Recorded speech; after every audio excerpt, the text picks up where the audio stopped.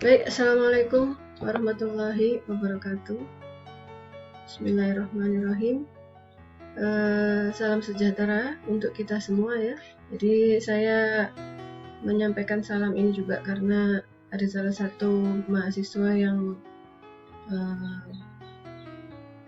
bukan muslim ya. Jadi kita sapa semuanya dengan salam ya. Baik, salam sejahtera untuk kita semua. Mahasiswa mata kuliah filologi, juga mata kuliah kodikologi dan filologi yang saya banggakan semuanya ya. Alhamdulillahirrahmanirrahim, kita bisa berjumpa lagi pada mata kuliah ini di pertemuan yang kedua. Oke ya, masih bersama saya Ibu Syarifah Wardah ya. Baik, pada pertemuan minggu kedua ini, sebagaimana yang tertulis dalam RPS ya, kita akan membincangkan materi tentang seputar filologi, gitu ya. Nah, sebagai pengantar ini, di awal slide saya berikan screen ini, saya berikan contoh gambar manuskrip ya, dengan aksara pegon berharokat yang berbahasa Jawa ya. Jadi seperti ini lebih kurang contohnya. Oke, untuk praktiknya insya Allah nanti sesuai dengan jadwalnya ya. Baik, saya lanjutkan. Baik, pada pertemuan hari ini kita akan membincangkan tentang apa ya? Ini adalah cakupan pembahasan yang akan kita bicarakan pada pertemuan hari ini. Nah, yang pertama adalah kita akan membincangkan tentang pengertian filologi, kemudian objek penelitian filologi ya, kemudian tujuan penelitian filologi, fokus penelitian filologi, dan yang terakhir adalah langkah kerja penelitian filologi. Untuk yang nomor 5 ini saya sampaikan sekilas saja ya, poin per poin, tidak saya rinci ya. Karena nanti pertemuan setelah UTS ini sudah ada yang rinciannya ya. Baik, saya lanjutkan. Filologi ya, masuk dalam pengertian filologi ya.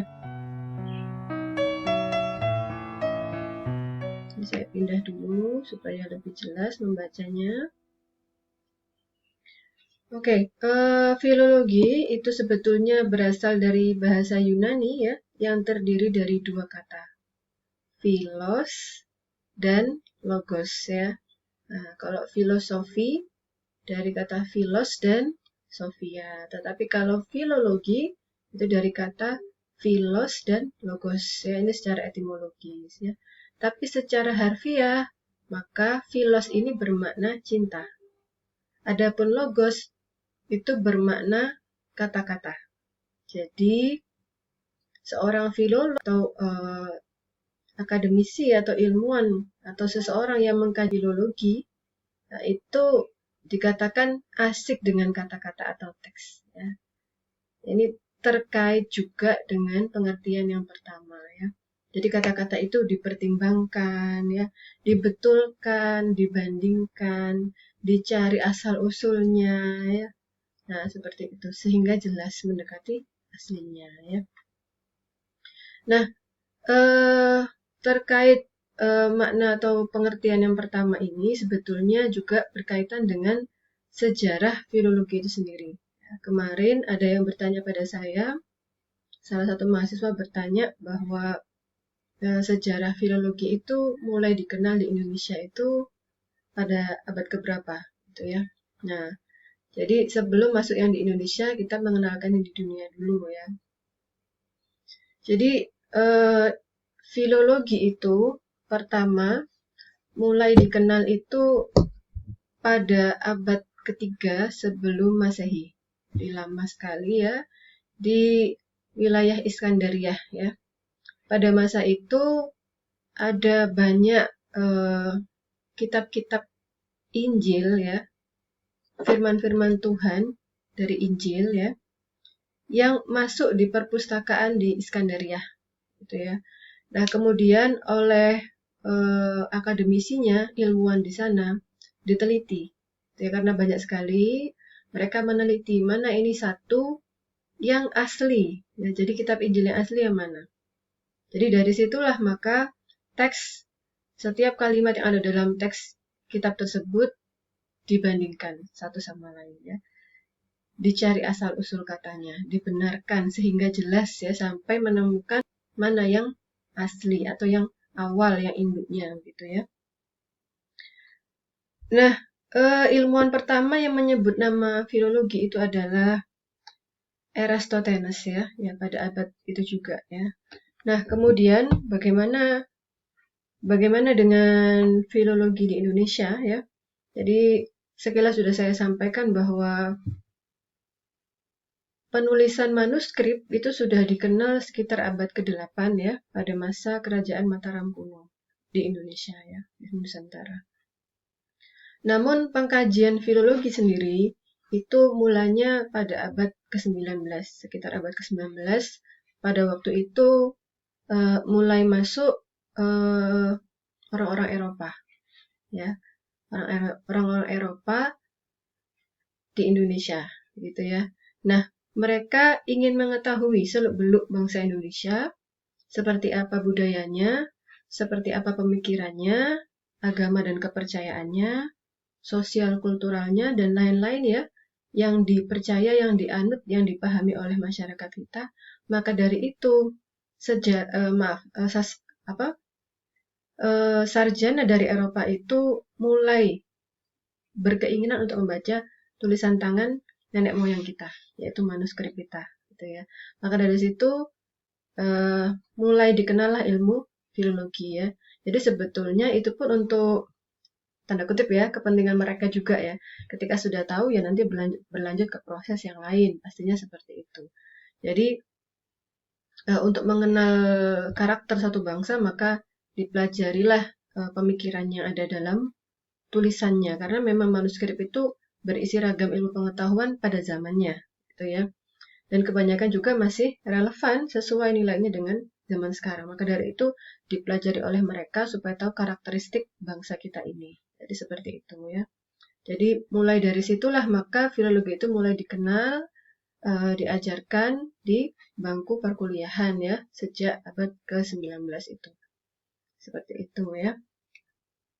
Nah, jadi terkait makna yang pertama ini memang seorang filolog itu akan banyak mengotak-atik kata-kata dalam teks. Tadi makanya dia disebut cinta kata-kata ya.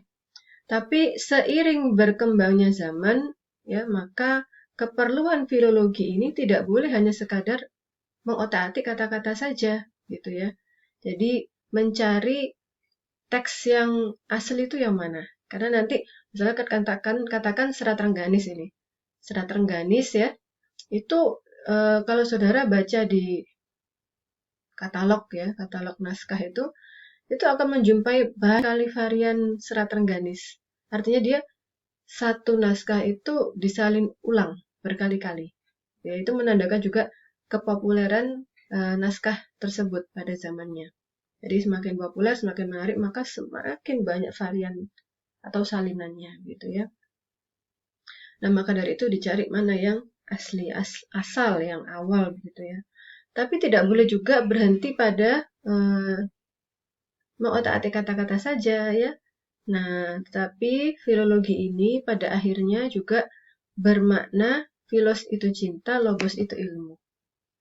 Gitu ya. Jadi di sini seorang filolog juga bermakna orang yang cinta akan ilmu pengetahuan. Kenapa? Karena tidak lain adalah fungsi filologi itu sebagai pintu gerbang ilmu pengetahuan pada zamannya. Jadi tadi saya sudah sampaikan bahwa semua pengetahuan pada zaman itu dituliskan dengan media kertas lokal dengan tulisan tangan. Berarti di sana ada banyak sekali ragam ilmu pengetahuan yang dituliskan. Sejarahnya, sastranya ya, tentang agama, tentang pemikiran dan filsafat, tentang astronomi, astrologi, pengobatan, banyak sekali ya. Nah, di situ ya. Jadi ini ya, filolog juga harus bisa menyampaikan atau menyajikan pada halayak ilmu pengetahuan yang ada pada naskah tersebut ya. Karena apa? Karena tidak semua orang bisa berbahasa daerah dan bisa membaca aksara daerah, maka tugasnya seorang filolog itu untuk menyajikan. Ya, yang sudah berbahasa Indonesia nanti terjemahannya, ya, yang sudah bersih dari kesalahan dan juga ilmu yang disampaikan di dalamnya. Itu dihidangkan semua oleh filolog ya. Oke ya, saya lanjutkan di slide berikutnya.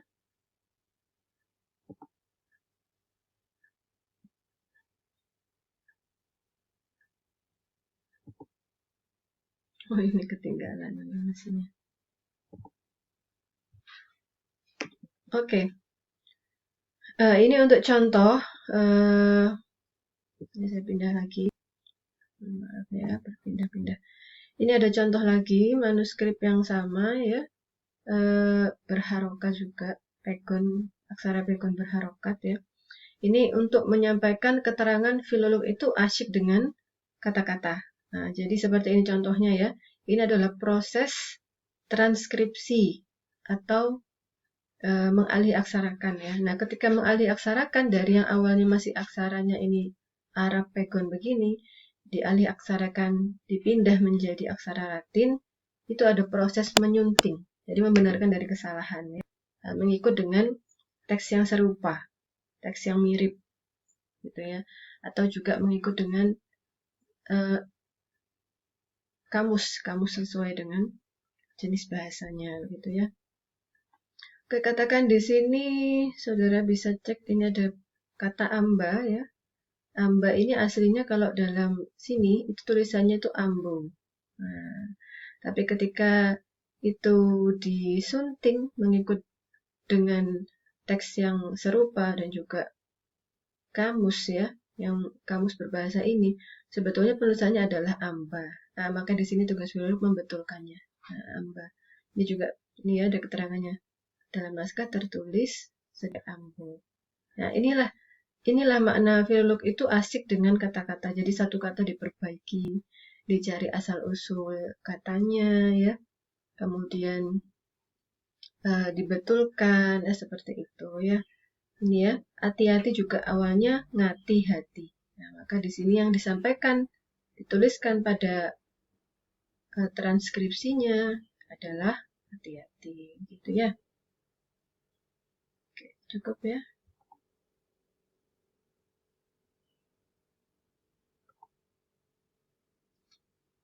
Baik, objek penelitian filologi itu apa ya? Sudah saya sampaikan juga kemarin bahwa ilmu filologi itu adalah objek penelitiannya itu naskah lama. Ya. Jadi naskah lama yang seperti apa? Naskah lama ya semua tulisan tangan ya. Jadi yang menggunakan catatannya harus menggunakan tulisan tangan. Itu ya. Peninggalan nenek moyang yang dituliskan pada media kertas lokal ya. Di antaranya yaitu berbahan lontar. Nah, ya yang awal begitu ya lontar. Nanti saudara bisa cek seperti apa bentuknya. Naskah dari lontar, kemudian dari daluang, kulit kayu dan rotan. Ada juga dari bambu ya. Kemudian naskah dalam bahasa Latin disebut dengan kodeks ya. Ini ada kaitannya dengan kodikologi nanti saudara menyebut kodikologi ya. Dalam bahasa Inggris disebut handscript dan dalam bahasa Belanda disebut manuskrip ya. Tapi ada beberapa literatur yang juga ini dibalik ya. Jadi bahasa Belandanya itu handscript, bahasa Inggrisnya manuskrip. Jadi ya sebagai pengetahuan saja, yang penting kita ini di Nusantara dan umumnya orang menyebut dengan perkataan manuskrip ya. Jadi tidak menyebut dengan handscript, tapi manuskrip.